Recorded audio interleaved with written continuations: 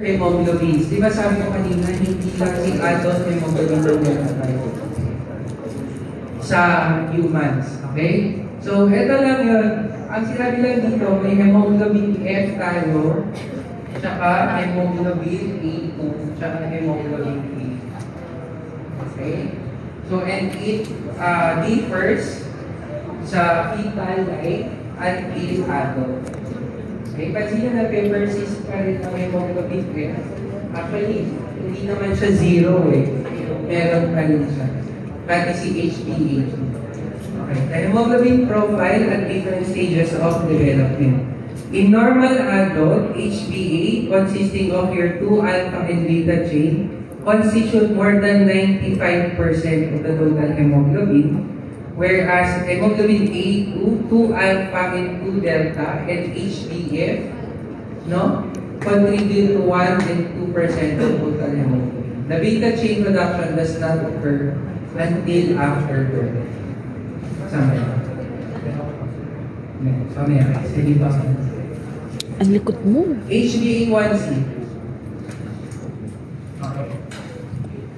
Ay, punta na tayo dun sa na-skip natin kasi mas maintindihan na natin yung mga factors. Si slide 5, si methemoglobin.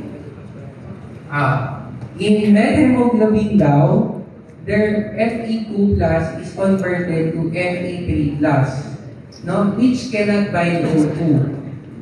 Okay, this lowers O2 saturation. Thereby, no, it lowers the percentage of heme group occupied by O2. Okay, mas appreciate nyo yun? So, lower O2 saturation pag Fe3+. Okay? And as in an increase in methemoglobin causes cyanosis because the heme groups cannot bind O2. Okay, clear yun? Thereby, decreasing the O2 saturation without affecting your arterial flow. Okay? Sige. So baka magtanong ako, shift to the left, to the right din ba yan? To the right. Sige. Slide number 9. Hemoglobin, carbon monoxide naman. Carbon monoxide has 200-fold greater affinity for carbon dioxide, carbon monoxide compared with oxygen. Okay? Carbon monoxide daw binds to the same site as O2, so that relatively amounts causes hypoxia. Okay? This lowers the O2 saturation without affecting arterial flow. CO poisoning produces cerebral discoloration. It is treated with 100% or hyperbaric oxygen. Okay? Pansinin nyo, both sa methemoglobin and carbon monoxide, it has no effect on arterial PO2. Bakit kaya? Magdala ng damit. Bakit swimming ka? Hindi na. Saan ba mag-aaral? Doon na ba mag-aaral? Or sa mga lang talaga? Di ba parang fighting din sa pag may anemia ka, di ba parang dapat? Kasi Dok, ang na-affect, di ba part din kasi Dok nung soluble din kasi Dok yung O2 sa blood. Ang pinag-uusapan kasi natin mainly is yung binding ng hemoglobin sa oxygen mo. Since yung methemoglobin Dok is na-convert siya into Fe3+, so hindi siya nakaka-bind ng oxygen dun sa hemoglobin. Pero hindi na-apektuhan yung pag-dissolve ng oxygen sa liquid phase po na sa blood. Kaya normal pa rin po yung hindi saturation, normal pa rin yung oxygen content, hindi po yung saturation. Kaya kapag may patient po, usually kapag galing ng fire, hindi mas reliable sa paggamit ng utusan. Kailangan po ini-ABG pag... ABG? Hindi na-aapektuhan yung amount ng oxygen sa blood with binding of whether nakabind ang oxygen sa hemoglobin.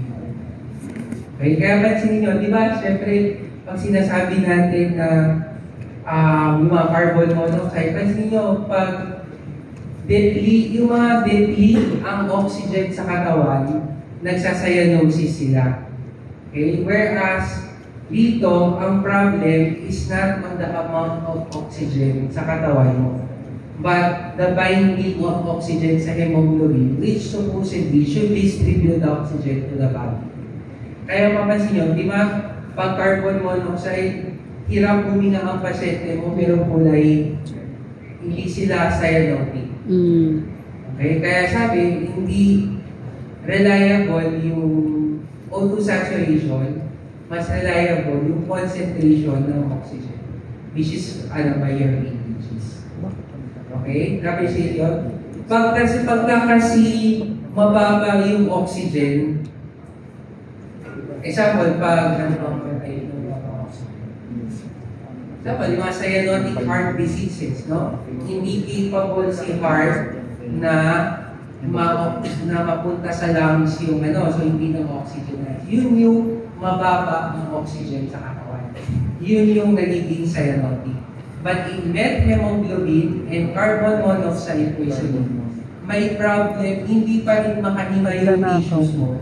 Pero kasi nga, hindi padala ng hemoglobin to the tissues, yung oxygen. Pero normal, kumbaga, hindi affected yung oxygen present sa katawan natin. As compared to your cyanotic heart diseases, yung mga example, na-choke kayo, di ba? Hindi effective yung oxygenation ng blood natin from the lungs. Okay? So, talaga yung babae. Ayun. So, ang drive doon, hemoglobin and myoglobin association, no? It can cause difficulties in breathing, for example, but it does not necessarily lower or has an effect on oxygen. Kasi carbon monoxide lang.